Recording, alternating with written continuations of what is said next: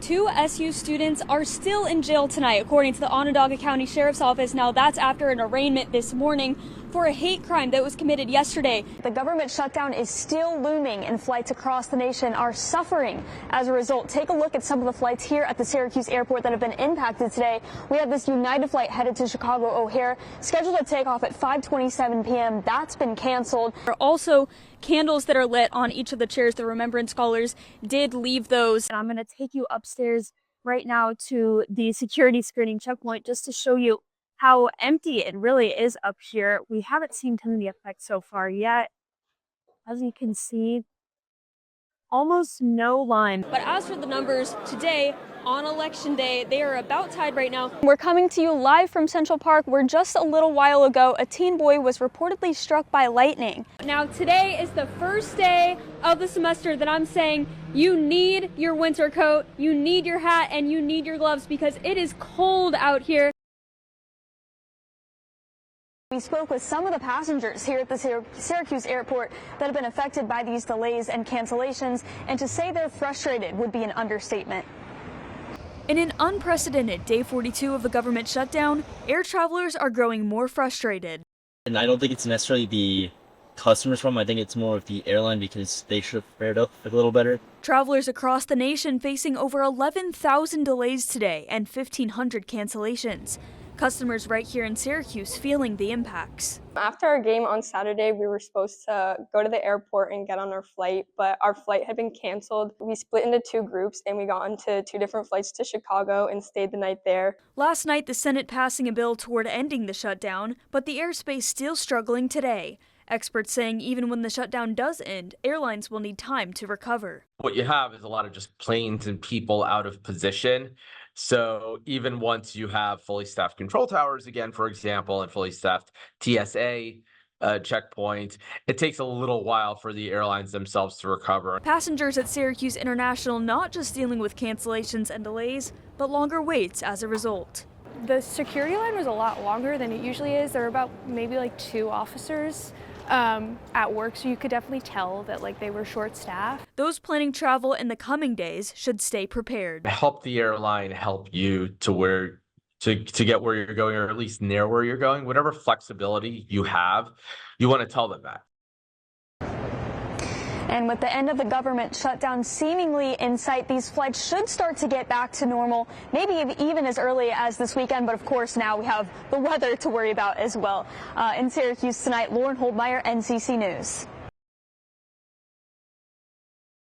Dirt, dust, and dryness. I've been worried about it all summer. Drought conditions throughout the region are causing turmoil for central New Yorkers. Syracuse's last measurable rainfall was in June, and farmers in particular are feeling the impact. In August, the ground just got so hard, and the crops just actually went backwards. They grew a little bit in June, July, and then they just started to go backwards.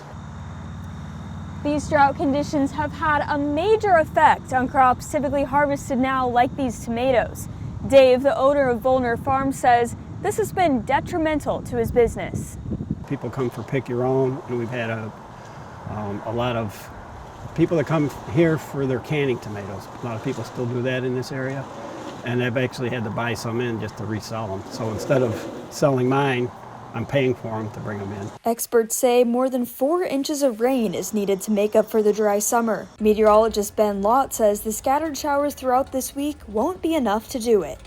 They're not going to bring significant rainfall, but of course anything would help. Governor Hochul's office is monitoring the issue, saying, quote, New York State experts are closely monitoring data and conditions on the ground to safeguard our water supplies and recommend appropriate action, which now includes taking simple steps everyone can do to help conserve water. But until the region gets a significant storm, the community is still on high alert.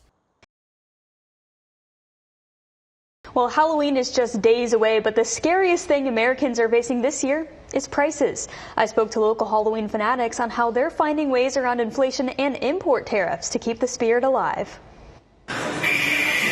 Trick or treat?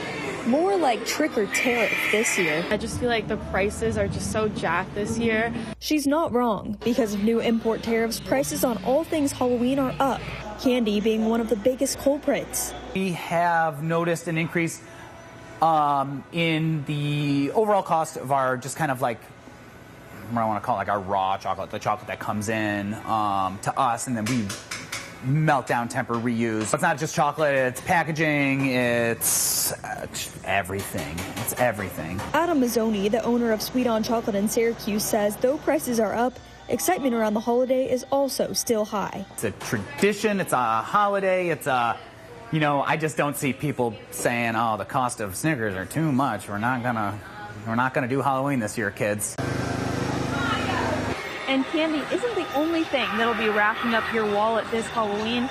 Over 90% of Halloween costumes are imported from overseas, meaning they'll face a 30% tariff. It used to be like really fun, but now I'm just like, kind of need to like dial down on it and like really just find like the cheapest pieces and the cheapest sets. Even with some customers buying less, Americans are still expected to spend a record $13.1 billion this Halloween. It's like one day out of the year. It's like figure, all right, you're going to spend it for Halloween. It's fun.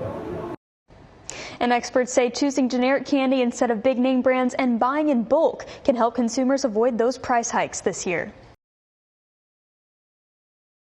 Governor Hochul has announced $135 million was made available to help communities take on water and sewer infrastructure improvements. Ruth pled not guilty and defended himself in court. He claims he was not guilty since the gun never went off. His sentencing is scheduled for December 18th. And terrifying video capturing a landslide triggered by heavy rain in southern China.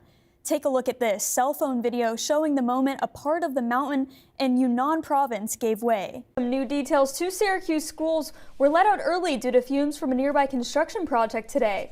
Both the Institute of Technology at Syracuse Central and the Syracuse STEAM School sent students home. And some good news for thrifters in the area. 315 opened a brand new location today on James Street. That's just a few miles from the location in Marshall Square Mall. Representative John Mannion is asking Dr. Oz and the Center for Medicare and Medicaid Services to take action.